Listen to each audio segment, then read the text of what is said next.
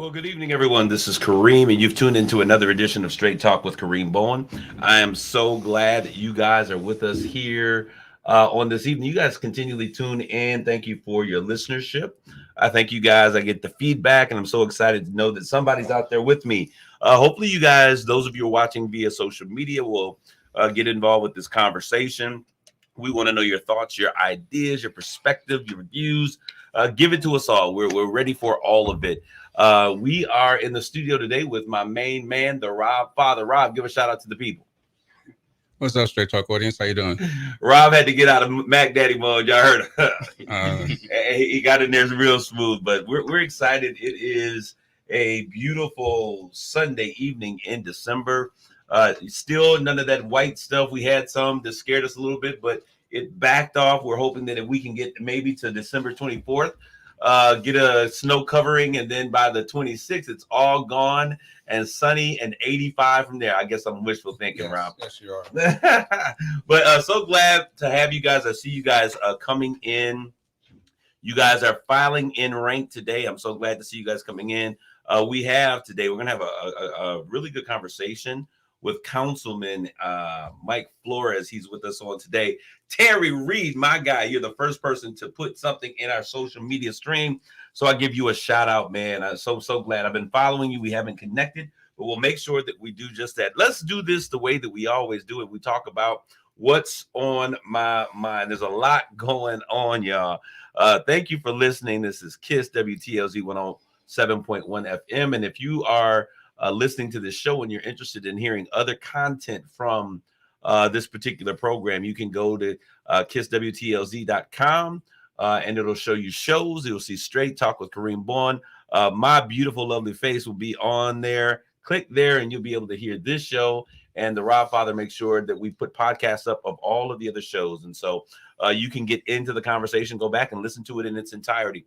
I would also ask and encourage you all to go to our Facebook page on KISS WTLZ 107.1 FM. That's on Facebook, and then also Straight Talk with Kareem Bowen, which most of you are probably watching us from there. All right, what's on my mind?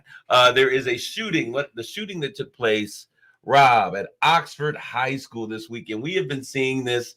I think the very first one that I can recall was Columbine a number of years ago. Now we, as Sandy Hook, you're Michiganders, forgetting Sandy Hook. Sandy Hook, there you go. Yeah, absolutely. I'm not sure which was first, Columbine, Sandy Hook. But Columbine was first and then Sandy Hook. Absolutely. So now it is our turn. This is the greater Metro Detroit area.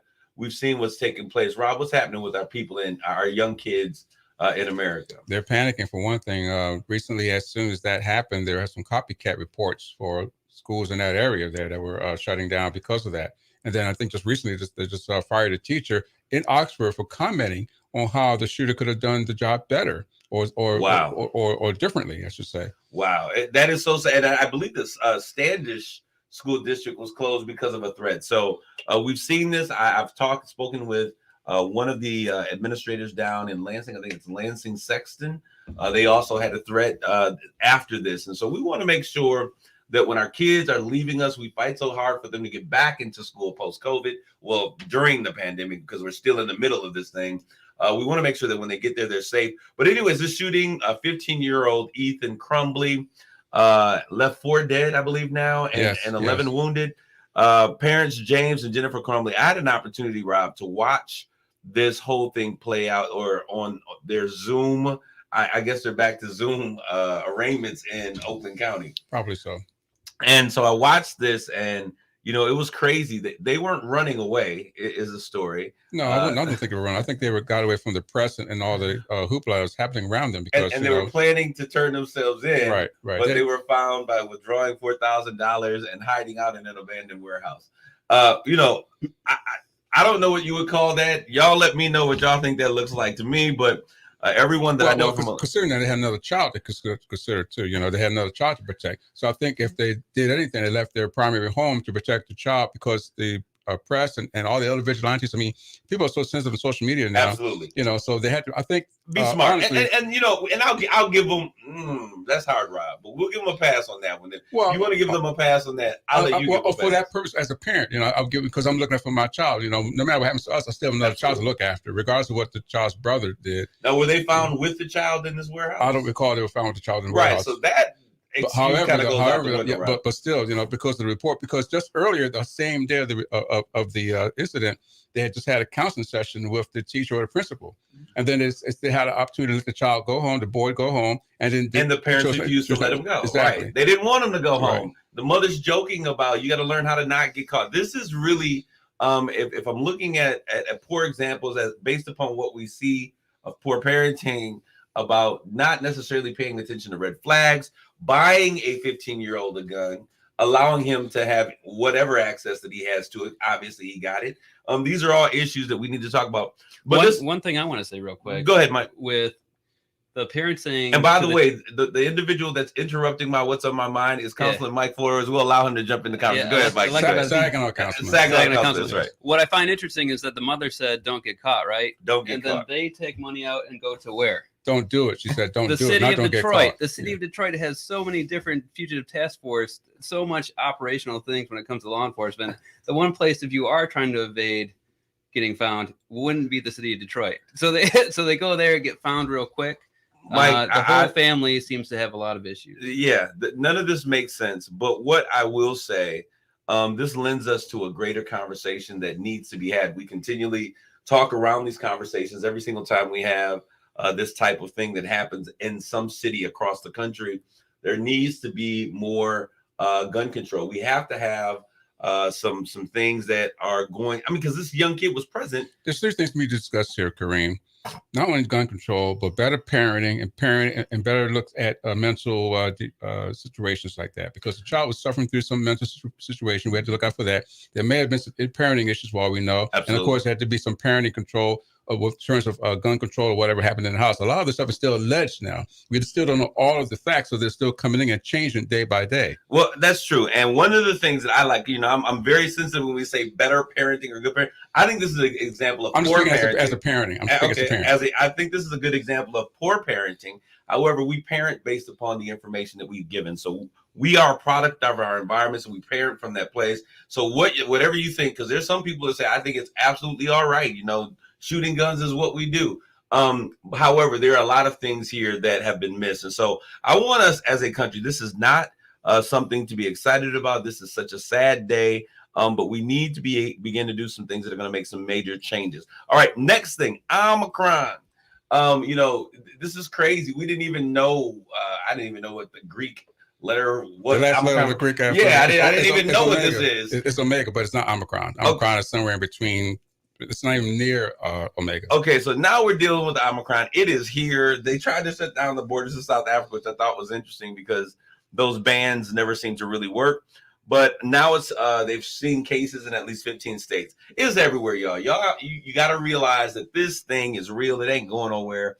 And this one is perceived, based upon what they're saying, to be more contagious. And so right now, the Delta variant is the variant of cause and the one that we're dealing with here, mostly in Michigan. However, this new variant is out there, more contagious. I'm sure it's probably in all 49 states that are here, and probably Hawaii. So we want to make sure that we are keeping our guards up. I was looking what was going on with Michigan's numbers, and Mike, we were talking about this right before the show. It's absolutely out of control. Michigan's hospitals are at a breaking point. I believe they said they were bringing in the federal government and the national. I was like, what in the world? The National Guard or specialists or hospitals, doctors, volunteers to help our healthcare systems, because we also lost a number of healthcare individuals because of the mandates. And that's because the military, as a veteran, like I said, is working for all 5 services, are highly trained. Thank you. Highly trained in the medical field anyway. And we train to teach and fix our own. And so with that expertise, and since we're under orders to follow the commander in chief, we are tasked as necessary to supplement our hospitals as needed. All right. So I want to make sure, I'm seeing a lot of people out there. Yes, we are at a huge breaking point. I know you are out there, Jackie LaShawn. You are a part of that system. I want you guys to like, tag, and share this conversation. Representative O'Neill is on too. Yeah, I see him Thank out you, Amos. there. Amos O'Neill, U.S. Representative, U.S. State Representative. Hey, I'm speaking prophetically. State Representative, 95th District. Amos O'Neill, thank you for tuning in And as your well. mom. And mom is always out there, Rob. Thank you so very much. All right, so Republican Representative Lauren Boebert, man, this was crazy.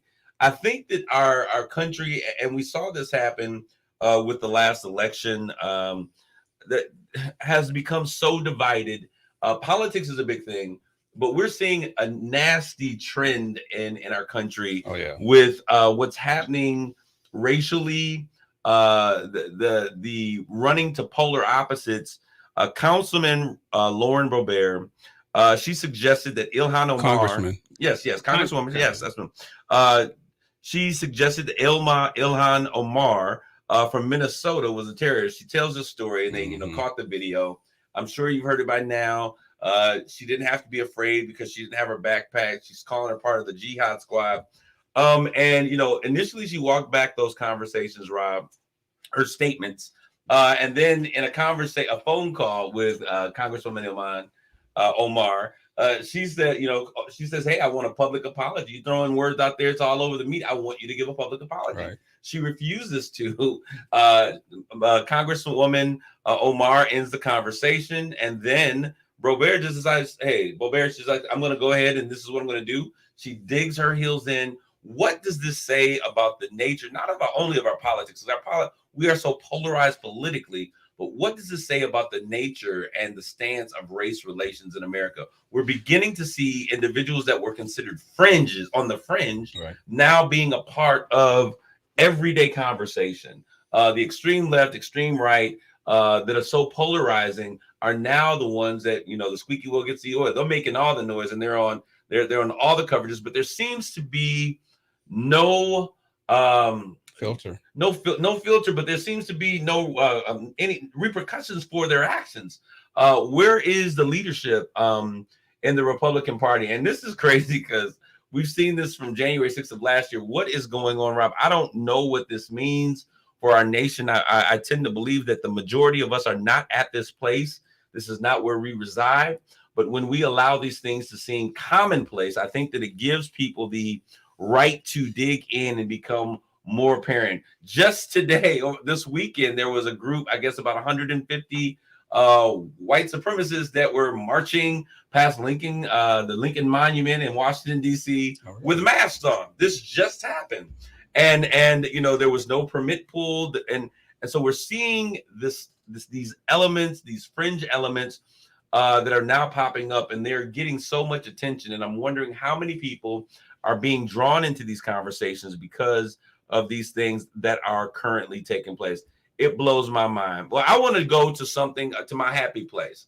And Rob, my happy place is the fact that it is the Christmas season. I love Christmas season. Your happy place was here doing this show. What's that? I thought your happy place was here doing Rob, this show. I know that you believe that that every single week I'm excited, and thank you for the opportunity for the powers that be. But my happy place, I love this season. I love seeing the Christmas lights, the people around us. People just tend to be in a different type of space. As long as you don't go out on Black Friday, you might get beat up on Black Friday. But a week later, people are happy. There's holiday cheer.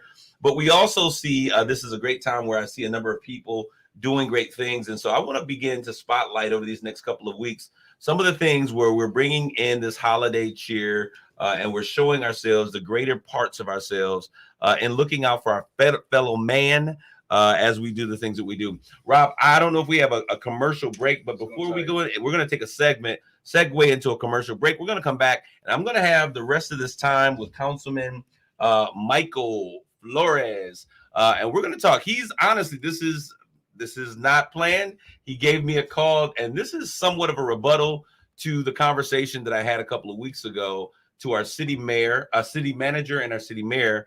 And so he reached out. We'll talk more about that on the other side of this commercial break.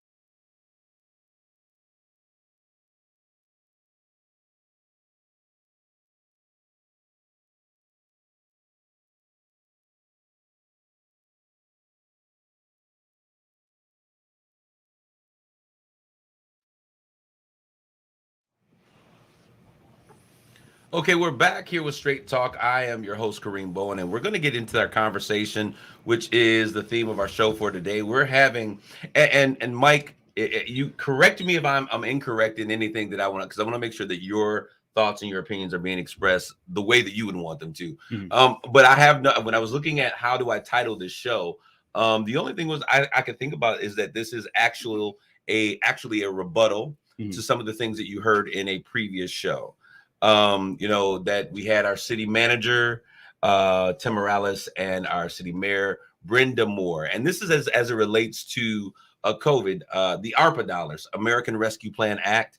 And so I want to make sure that am I correct in the phrasing of that? Is there anything that you'd like to change, first of all? Yeah, when I reached out to you, and this is like 24 hours ago, so thank you on on the quick turnaround. I think this is important because I don't want people to think that I'm staging anything. Stuff, that's not the case, and that's what I appreciate. I'm going to go on Mahente on Wednesday, and I reached out to Larry too. It's like you guys are ready for people to come on the show. Let me interject that. He's talking about Mahente on air with Larry Rodarte. It comes on WSUW 790 AM and 100.5 FM. Absolutely. And so I appreciate that. Yeah, I had watched the episode twice before I got a hold of you. Okay. So I wanted to make sure that I was hearing what I was hearing. Okay. And that when I reached out to you, it was for opposing views. I watched it 2 more times after that. I think it's expanding on that, but also opposing views. Because when you talk with the mayor and the city manager, what are your main takeaways? What are the things that you said? These are. Well, wait a minute. I'm the host here, so you're not gonna come here and take my job. And I know that. But this is what I want to do. Before we do that, because I'll tell you, I don't know who Michael Flores is. Oh, okay. And I think you're new on city council. We got elected on 2020. Okay, so let's start there because I think people need to know who you are so that we can have an understanding of how we got to where we are. Okay. Yeah. And I think that it's good. I think that when we have differences in opinion are great. Yeah. I have a great it's democratic.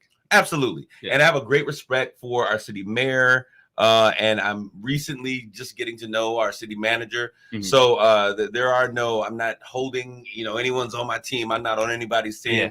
I report the facts. And as a matter of fact, our producer, Rob, we were having the conversation. I had Carly Hammond on and she was sharing her thoughts on ARPA. And I said, I have to be even and balanced in terms of how I report the information. I think that is my responsibility as a journalist, so to speak. But go ahead, Rob. So you were here. We were waiting for them to call. We're keeping the Porter line from Fox News, keeping it fair and balanced in here because we have to. Because the cards are already stacked against us because we're a quote unquote black show. All right. So we want to make sure that everything's across the board. That's why we had the mayor here and the city manager to say they're part of it. Now here's the other side of it, and then let the public decide for themselves which way they want to go, how they want to follow. All right, and I don't know what that black show stuff was. This is urban radio, Rob. Come on, man. This is not. This is not Fox News. But anyways, I wanted to make sure that we started there so that you all can understand that this is an open, honest conversation. And so, as those of you who are part of this conversation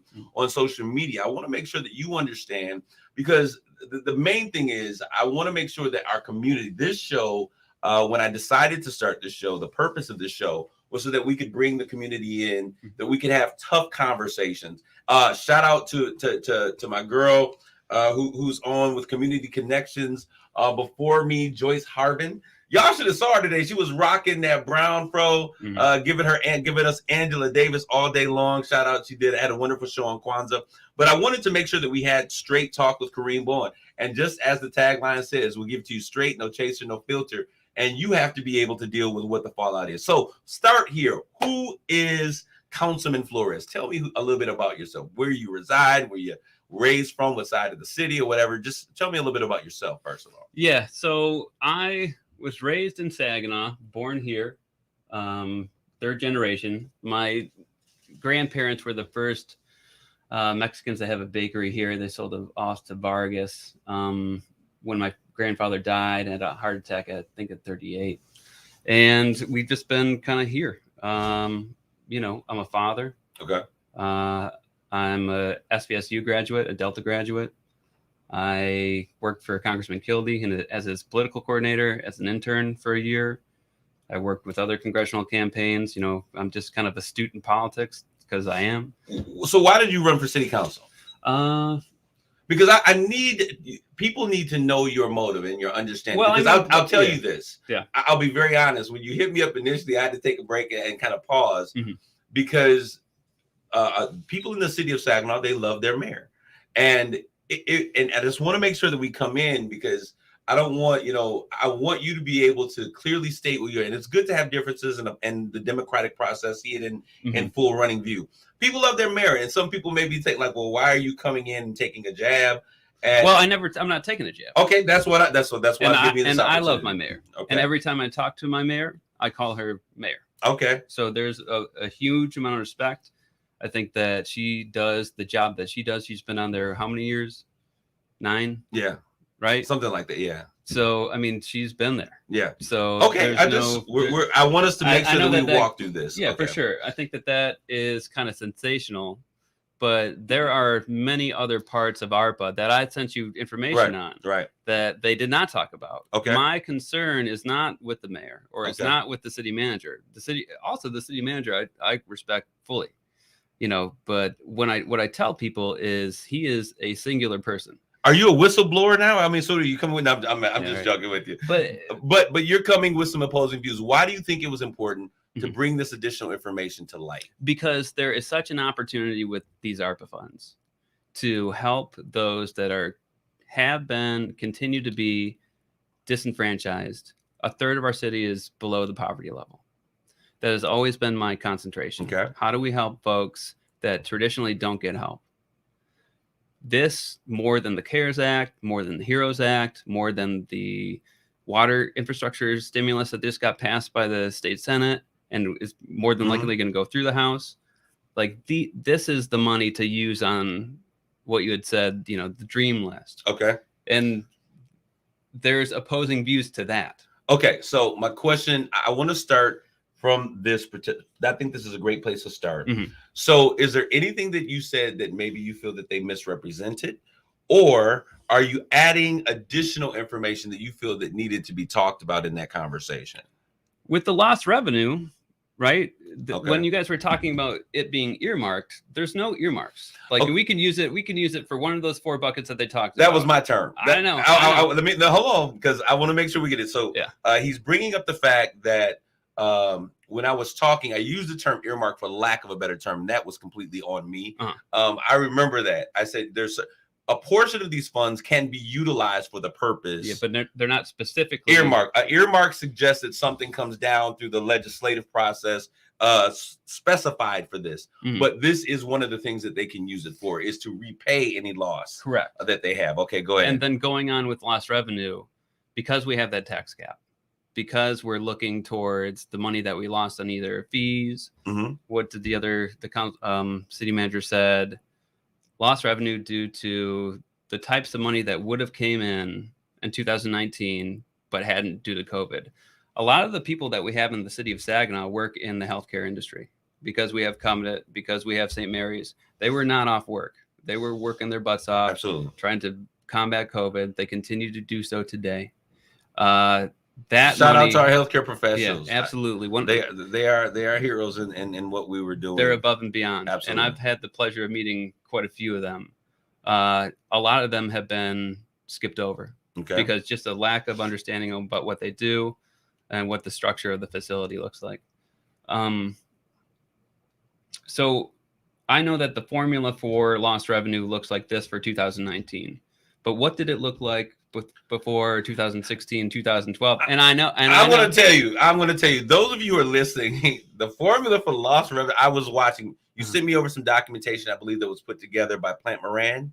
Yeah, well, that was from Plant Moran, and then there's another consulting company that we're working together. No, it has opposing views. Okay, opposing views. Okay. And that's what is so interesting about ARPA is that it is so broad that you can't say something unless it is outside of what the bounds are. And I would like to say, I think the date that you gave me for that particular discussion on these funds was June, July, something like that. It was after the interim final rules came out. Okay. And we've had no other change to that rule. We've had no final rule come out. Okay. So that was a response to the interim final rules because people were kind of waiting. It was March when we got the package passed. And then it was late June, early July that we got the interim final rules. And so after that, the interim final rules, for those of you who are listening to is this the conversation, guidance, is the guidance that the government will provide for said funds at this time. At this time. So it can, it's interim being the key word, that it can change, and usually does over time. Yeah. And the last time that a council or a consultant from Plant Moran came to speak to council, I'd asked him, are they going to change much from what they are now? He said, probably not. And well, it's yet to be seen. There are questions that we definitely have to bump up to either our congressperson or to the straight up technical advisory from the Treasury Department. But those are things that we should be doing in unison, or at least when it comes to elected officials, doing that stuff ourselves. The last council meeting that I had asked the city manager, if we're going to ask the U.S. Treasury Department, because those are the people that we report to, nobody else, there's no buffer. Mm-hmm. Do we do it from my handle, Councilman Flores' handle, or we take it to your office and then go from there? And his response was, it would be better to do it in consultation with the city. The last time that he asked a question, it was straight to Congressman Kilde's office in May and hasn't heard back. Okay, let's be clear, because I think that we might be getting caught in the things, the thorns. Just let's be clear about what it is that we're asking for clarification on, so that our listeners are able to follow us cohesively through this conversation. How this money can be spent. Okay, so how this money can be spent. Mm-hmm. So based upon the information that was on the show, was that 2 weeks ago, Rob? Yes. All right. What were the things that you thought were so important that you would reach out to have this conversation? Because I'm going to tell you, if I reach out and I'm contacting somebody to say, hey, listen, I listened to the show and you told me you listened to it several times, what are the issues that were on display that you took issue with? With the lost revenue, we have to look back years before 2019 to make sure that would be a justified way to spend the money. Because what I see is that the city is saying we lost this $4.5 to $5 million according to the formula, which I don't know where. So you're saying, let's get to the chase. You're saying that you take issue with where these numbers come from, that they're saying are lost. No. I think that the calculation is correct, but if we're going to do it in a way to really reevaluate what Saginow's been doing, we have to look at more than 1 year, right? I mean, the economy was okay in 2019, right? So let's look at, we have a poverty issue in the city of Saginaw. We have to start using these funds to make sure that we get out of intergenerational poverty. That is the main thing that I think the city of Detroit is doing right. They have 3 different segues to either help with credit, help with home ownership, help seniors who need repairs to their homes. Those are historical issues that we've had. Exactly. Right. And this is a historical package. Right. Absolutely. So looking at 2019 and how we lost revenue, it would be a fuller picture if we did it from 2012 to 2020. Okay. That would be more helpful. The calculation that we have keeps in mind that we have different grants and allocations from the federal government that we can't put into the equation. Mm-hmm. And now that we have a lower census, we have to be very cognizant of, we're not going to get the type of money that we used to get when we were. Now I'm going to be very, very honest with you, because this has been my issue. And, since I have a councilman on board, and hopefully there are others that are listening, I see a lot of development happening. Now, I agree, poverty, education. And as I was looking at the information you gave, literacy and education and training and retooling and all those things, ARPA dollars can be used for all of these things, right? Yeah. Okay. I mean, because there were some things in there that were kind of, but from different avenues. Like the Board of Education got ARPA dollars. Mm-hmm. The county got ARPA dollars. Absolutely. So the city of Saginaw has a responsibility to its citizens, first and foremost. Absolutely. And so where do you think the ARPA train is threatening to derail, or what is it that you're hoping? What is your vision for ARPA? Let me ask that question. Yeah, because it may be easier for me to understand your perspective and what you think, than to really just kind of say, okay, this is what they said, and this. What is your vision for what we need to be doing? I want to make sure that homeowners that have been specifically on the east side have the ability to restore their homes so they can pass it on to the next generation. What does that mean when you say restore? What does that mean? What if there's a roofing issue? Okay. If there are issues with tree, whatever, restoring. I want to make sure that our city is fully functional. There's a real opportunity here to do. When you say fully functional, I don't want to take anything for granted. We're understaffed. Like Okay. any other organization we have a labor shortage. We need more laborers. When they were talking about sustainability and connectiveness in the last show. Okay.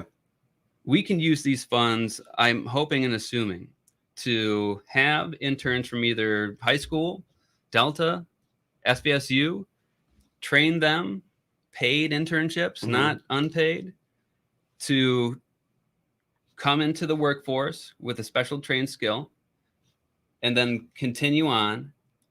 In the city of Saginaw. To do what? We're training them to do what? To do maintenance services, to do administrative services, social work services, whatever we have an umbrella under. Police. I did 4 ride-alongs with the Saginaw City Police in the past couple of months. They are understaffed. They have 2 patrol officers on each end of the city. On any given night, why are they understaffed though? Because I think that's a whole nother conversation. Not your because police stations and officers and forces across the nation are understaffed. I think when we look at what has happened over the past 2 years with Floyd and Blake, and the conversation of defunding the police, that conversation, it's not somewhere that people are running to anymore, as they saw this as a viable force to live with because of the stigma that is attached. Especially there are plenty of Saginaw future professionals that want to help their community. Okay. There are plenty of young people that, if introduced and given connections and seeing the right type of policing, and I'm sure some of it had to do with the fact that I was there, but the police were somewhat fair to everybody that I saw. And I have a criminal justice minor, so I know what it is.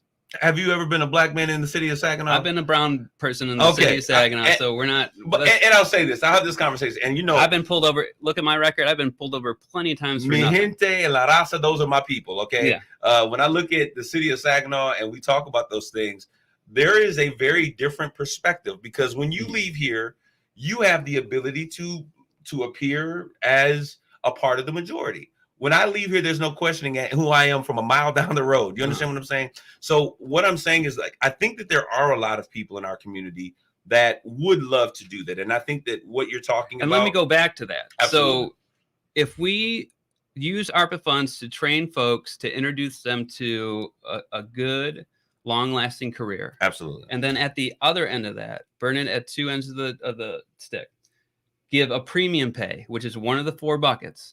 Because people that have worked through this, I know what you're talking about when you say 4 buckets, but could you please explain to our audience? So the four buckets that they had mentioned in the episode with the mayor and the city manager are water, technological infrastructure, lost revenue, premium pay, and use and parks. Use of that's it's public health and safety. So if we use a premium pay to entice people to come on for the next couple of years, and then they are in their track to be going further in their career, that's an enticing bridge. So we pay them to be internships, and then we pay them a premium pay more than other localities to be part of the force, or to be part of water maintenance, and I don't want to get stuck just on police. No, that's a separate issue. And trust me, I come from a family of law enforcement. Yeah. I am just aware of the climate and the culture in which we now live. And that can be changed with these funds. Okay. That is the importance of that. Let me ask you this question, because when I thought, and I was listening, and I've had many conversations, I've attended some of the meetings on these funds. My thought was, these are not funds, these are one-time funds. But my thought was, this is transformative money. This is money for us, as you mentioned earlier, for us to live, to experience, to be a part of this big dream that we could then bring some sustainable change. What is something that we can do? And so when you look at this, are these things that are sustainable over time? That would be one of the questions. Because if I'm going to invest in something, I want to know what the sustainability is. Yeah. And so, I'm interested in kind of seeing, when you look at that, I think that's one thing. I don't want to pigeonhole you into that one conversation, but I think it's important when I say, what is your vision for these ARPA dollars? I want you to lay out, what is your plan for ARPA? I mean, if you could have it your way, Councilman, what would those dollars be used for? What's more sustainable than bringing people out of poverty and keeping them in the Bridges city? out of poverty, I agree. So what's more sustainable than allowing somebody to come and work for the city for 20 years? What's more sustainable than having somebody keep their home and pass it over to their family members?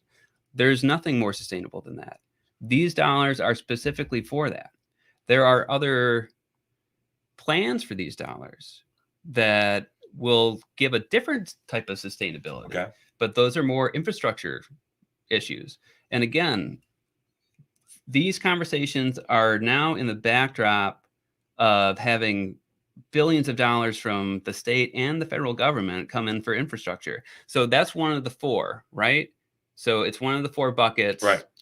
Infrastructure. Right. Let's take that off the table because now. You're saying why use these dollars for infrastructure when more money is coming? Infrastructure has its own money coming now. Gotcha. So now we can cross that off the board. Okay. And I know that is something that some people that deal with those types of issues don't want to hear, but it's hard to hear your issue coming off the table. I'll tell you that in a minute. Yeah. Well, go ahead. Because ever since March, everybody had a plan, right? Everybody had an idea of how they wanted to spend this funds. And you know what? I was highly critical, and I'll say this, I'll admit, I was highly critical. Like, why are we waiting till the fall to do this stuff? And, looking at what's taking, and this is my conversation as soon as I heard the ARPA funds were coming. Rob knows, we talked about it on here. We're going to keep talking about it till they come here. And we have to. And I think your process. We've got to hold them accountable. But what I did notice was, like we talked about, those recommendations and those plans and those are things that didn't come to the end of July. So we kind of had to wait for some of those things to happen. Absolutely. Those came in early July. We had our planning session in September. Yep. What I found interesting is one of the questions that you had asked, if you allocate a money to a nonprofit organization, you asked this to the manager. And do they have to spend it within the timeline? Or is it just that they're the controllers and they're going to be able to take the funds and run with it after the fact? So they can continue to use that after that date. And he said, explain more clearly what you're saying, because I understand what you're saying. I just want to make sure that we're clear and our audience is hearing what we're saying. So say that we have ARPA funds that we can give. I think this stemmed from Mr. Bull saying that you can give money to new programs. Say that you give a money to a nonprofit organization. The question that you had for the manager was, if the deadline is in 2024 or 2025, but you give, say, $950,000 to an organization that has never seen that money before and will never see that money again. Do they have to spend it at that date, or can they use it past that? His answer was yes, you can use it past that. I'd ask that same question. Past what? The date for when 2024, was it 2024 or 2020? The cutoff date. There's a date for disbursement, and then there's a date. I think it's March. Yeah, March 31st, 2025. Okay. It may be 24, but don't quote me. Yeah, I think it's 24. If they get that money and use it past that, they're all set. That's basically the question that you asked him, and he said yes. Well, that's not the way I understood it, and so maybe it came off from my understanding of that. And I do want to, Terry, I'm going to mention your comment because I think you have a very poignant perspective that is at the heart of this conversation, no matter what else we talk about. My question was, when do these funds need to be used? When do they disperse? And there was a date that was looming, I think 2022-ish or something, but then there was a 2024 by which they had to utilize. No, we get two different installments of the payments. Okay. So we have $26 million now. Okay. And we're going to get the other funds. Right. 26 and 26. But we don't have to spend the first funds within that half. Do you see what I'm saying? Yeah. So I think that there does need to be some clarity there. But I want to bring up this Terry, one of our listeners out there, he posted, and I'm hearing you, Terry. I'm hearing your pain. He said historically those dollars have been given to the people in poverty. This is tough for me to listen to. Terry, you are echoing my sentiments. Mine too. I don't want to get caught in the quagmire and crossfire of conversations of individuals. And I think city council, I think you guys are, I really appreciate what you guys are doing. Mm-hmm. However, I think that we need to get back to what Terry said. And my fear was, and Rob, I said this a million times, that these dollars would go to the usual suspects. Yeah, you said that. That is my fear. Mine too. You understand what I'm saying? So yes. when you talk about, home ownership is a very key piece of how people transfer wealth. So I'm all about that. Mm-hmm. When you talk about retooling and retraining, I think that's good. I see there is a big plan for what's happening in our community, in the Saginaw community. But I do notice that there are a lot of people that are left out of this big plan. Mm-hmm.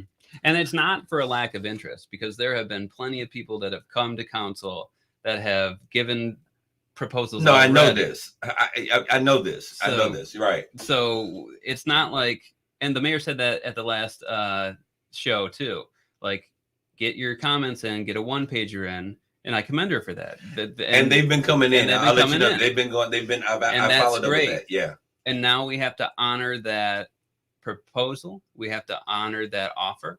And we have to look at the best ways that we can use those funds to help people. Well, we had just talked about a reentry program. Mm-hmm. There is money to be spent for intergenerational mentoring. Does it look great or not great? But a lot of people would have issue with, we have somebody reentering our community, has been certified by a parole officer, has been given certain parameters, but why can't they start working to help our youth to deter from crime? Like those types of Absolutely. Those types of social work issues that we can help to reduce crime. Okay, I'm going to throw a couple other things out. This is what your community is saying. Brandon Harris, are there any plans on new residential development within the city? I know that answer is true. Mm-hmm. I think that one of the issues, Brandon, and this is to your question, the issue is not just, housing is a severe issue across the nation, affordable housing. Yeah. So we can't bring in all of our housing, residential housing, and it be 1,200, 1,300, 1,400, because now we're disenfranchising an entire group of people who would make their living. The Bancroft was housed by a number of people that were Section 8. Yeah. Okay. Yeah. Let me see. This is what I saw happen with our city. Mm-hmm. I saw these people displaced because there's this whole need for this, and there was this whole process of renovation, and these things were supposed to happen. And it looked like they maybe power washed the outside of the building, cleaned the sign, put a couple light fixtures, raised the rent through the roof like crazy, and painted the walls. And so that is exactly what we do not need in our community. Yes. I've seen I think the Saginaw, I love it being a place where people can come together and congregate by the river. Mm-hmm. But I think that we can't have it be a place where people are sectioning off parts of our community. Mm-hmm. And when I look at where we can go, what's now available, all of the riverfront property is now going to be owned by a group of people who don't look like the residents that once lived and inhabited the city. And that's a trend. Become the haves and the have-nots. Yeah. So I think that's a real thing. So my thing is, I love what you're talking about those key issues. But I think that how we're going to do that, I think it's important that we make the river a meeting place and not just, to section. That's my main concern too, to do development just at the riverfront and to exclude far into the east side, right? I'm listening. Now you got my full attention. Straight talk. Give it to me straight. And this is just an assumption. We're doing it the way that Bay City did. We found a body of water. We're going to develop around it. And that's where the people are going to congregate. That only helps a certain group of people. And the group of people that are behind that development don't get many chances to, like you said, move into the Bancroft. They can't afford $1,500 a month in rent. I think it's about $9, to be honest. No, I just looked into it. It's $1,200 for a 2-bedroom apartment. Okay, two. And then you have, your Absolutely. cable utilities. They have internet connection, but even if it was $900, they can't afford that. And so we have to look at how we're able to help people restore their credit to build homes on their own, to get that land that's been completely cleared out from the blight crisis of the 80s and 90s and 2000s. We spent millions of dollars to open up that land. Mm-hmm. We should give it back to the people that live there. That way when we are dealing with gentrification and rent rates do go up, that the people that own the homes don't have to deal with that. Now, I agree with you, and I've seen this process take place in other cities across the country. Yeah. Jeff makes a great point. Mr. Bull's Treasury guidance strongly recommends using these funds in the way that Terry suggests. And Terry's comment was that we look at those who are basically disenfranchised, those who are in poverty, those people that have never received this type of opportunity. Businesses, the community, nonprofit, most definitely disproportionately impacted by the pandemic. Thank you, Jeff, for your comment. Yeah. And those are the things that I would have liked to seen laid out the last show and that weren't laid out. And so when I wanted to talk about expounding on what they talked about, it's more than just lost revenue. Lost revenue looks like the sexiest thing that we can do because it's a little bit, although the formula is crazy, like the ability. I was like, this is rocket science. Yeah, and kudos to Tim to be able to kind of hang in there and like really understand it to a fuller extent. Yet we have to really take this once in a lifetime opportunity to do the things that Mr. Bulls talked about, like really help people that aren't used to getting federal funds. That was Mr. Reed, Terry Reed. Okay, Yeah. well, I thought you said Jeffrey, but aren't used to getting federal funds at all. Like I talked with a small business owner who has a food truck, and I said, you can call the Small Business Association. There are funds directly carved out for Black and brown people that you're supposed to only be on the queue for 14 days so you can get these funds. He's like, I tried to apply before with the CARES Act or with this or that or SEDC, and like it's too hard. It's just too hard, and I gave up. I said, well, this is different. And it's hard to tell people that it is different because they don't believe you. And I said, here's what we're going to do. We're going to get together this week. We're going to do it, the whole process together. And whatever I glean from your experience will inform the public at whole. And then we'll figure out how hard it is, what are the obstacles, and what can we do to make sure that those are knocked down for you? Because you're servicing the city, you work in the city, you're from the city, you live in the city. These are all things that you should have access to because that's the spirit of the bill. The spirit of the bill, one of the 4 words is rescue. What are we rescuing ourselves from? Is it just COVID? No, a lot of it is just intergenerational poverty that we need to address because Saginaw, more than COVID, as much as COVID, has a poverty issue. And those are the things that I wish they would have talked about more than a lot of that also depends on me as the host in terms of what was my perspective and my reasoning for bringing them here. And if you have a plan, if anybody has a plan, you don't need to cook that out of them. No, and that's not what I was doing. I asked them the same question I asked you. What is your vision for ARPA? And I would ask every single council person, like, how do you think these funds should be utilized? Now, one thing that I do want to say, poverty. Brandon Harris, he says that poverty existed long before COVID. You're absolutely right. But Brandon, these are opportunities for the city to tackle some of these issues that exist. And I think we're going to have poverty. We're always going to have the poor, because poverty is a mentality as well as, and so we have to understand that. But I think that one of the things that I think is going to be really important as we begin to look at what happens with this as a community, whether you're in the township or the city or whatever, is these funds need to impact all of us. And I think that that's going to be one key. I know that there was some question or some conversation that I overheard about, doing something for first responders or something of that nature. I think that when we look at these dollars coming into the community, they are for the community. Yeah, that was the premium pay. So Councilman Copeland and myself had motioned to have the city look at what premium pay would look like. We have asked plenty of different times, who is going to be included? Is it going to be just public sector workers? So, our 468 people minus council and the city manager, or does it include healthcare workers? Does it include hospital workers? Does it include nursing home workers? Because those people ran into the COVID fire not knowing what it is, work day in, day out, were short-staffed, were low on resources, and that's one of the 4 buckets. So premium pay is something that this bill is concentrated on. Up to $25,000, I think, per person. For individual person. Yep. But I mean, how feasible is that when you kind of stretch it out to X amount? My main thing or contention with the city manager and Plant Moran, who's the consultant, is that we could only use it for public funds. There are plenty of other consultants that say it's for public and private. So if you're a nursing home resident or worker who lives and works in the city, I think that you should be entitled to premium pay. Okay, and I got to give you this. You're here, Councilman, so you get to deal with this. Yeah.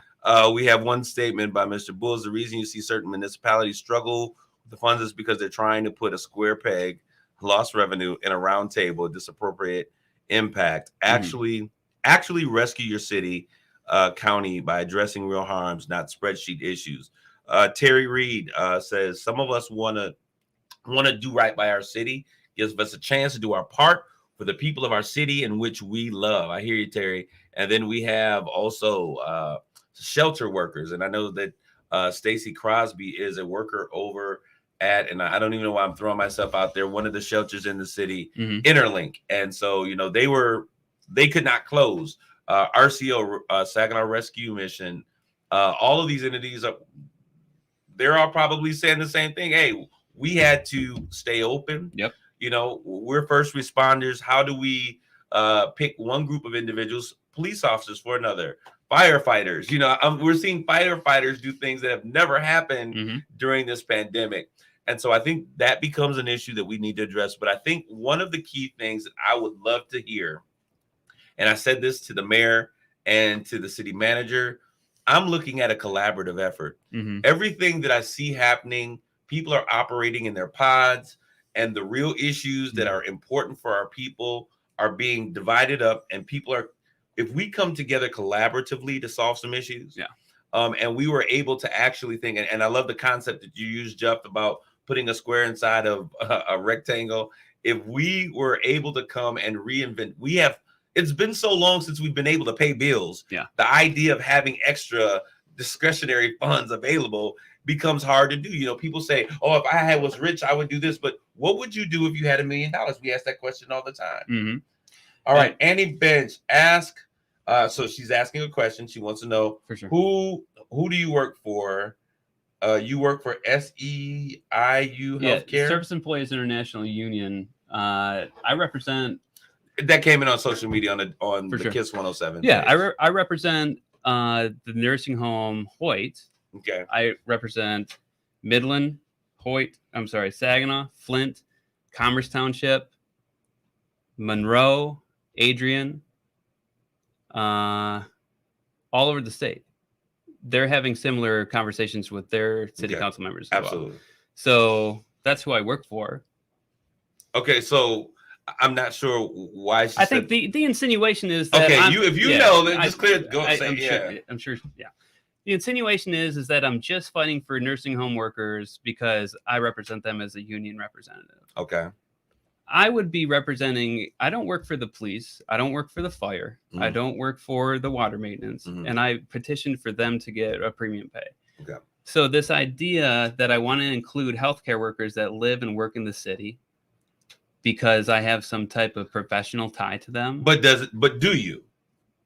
I represent them. Yes. Okay. But at the same time, that's not. So Mike, this is what I'm saying. So the point that she makes has to be taken and considered. But what's the insinuation? Whether it's correct or incorrect from your stance or perspective. But what's the insinuation? And I think in full disclosure, I guess, and in full transparency, I think that if someone's going to present something to me, I want to know, is there a tie or is there a benefit or is there something that is attached? I'm not saying that anything that you said is wrong. Yeah. But I didn't know that. So when the question came in, I'm going to ask the question like I did all the other questions. So I think that's a good question. For sure. But if we're going to talk about it, what is the insinuation? what do you believe in? I couldn't tell you. I'll tell you what this is. And if she is listening, and she's if she's welcome listening- to If bring she's it up. listening, she texted me. That's why she asked Okay, that go ahead. question. Go ahead. She says he works for the union that represents Fort nursing homes. She's just saying, and she's a former councilman. Or still a She's councilwoman. still- She's currently. councilman. That's right. All right, let me say this to our councilwomen, men and women. This is something we don't need. You know, Biggie Small said it best: more money, more problems. Okay. Yeah. What we do not need is to have a council that is divided. I love the democratic process. I love differences in ideas. What the city, the community, those who are lovers of the city of Saginaw, we want to see you all work collaboratively together. Yeah. In partnership with our community and challenge the community to do the same. So we want to see partnership and collaboration mentored first by our city council, who are elected leaders. That's what you guys were, are here to do, to lead the city. And then we want you all to challenge the community to work collaboratively together. And I am always down to do that. When we had proposed that possibly Annie come and speak, I said that'd be great. Right. So these types of chiming in on the back end and not really explaining yourself. Well, I mean, but is okay. She gave her perspective. You contacted me. It's not even a perspective. It's a point or opinion or a thought or question. It's just a question. Right. But you contacted me much the same way. So what I'm saying is that I would love to for us to have this conversation. Honestly, those who are listening, and I would love to talk with our station director, Mark Thomas, about this, and I'm sure he would love to do this. I would love to hear what our council women and men think. Yep. All right. I would love to get together a forum, because I love the fact that you have a difference of opinion than Tim and Mayor Moore. I love the fact that Annie has a difference of opinion, but instead of doing these things in pockets, we owe it to the community to come together.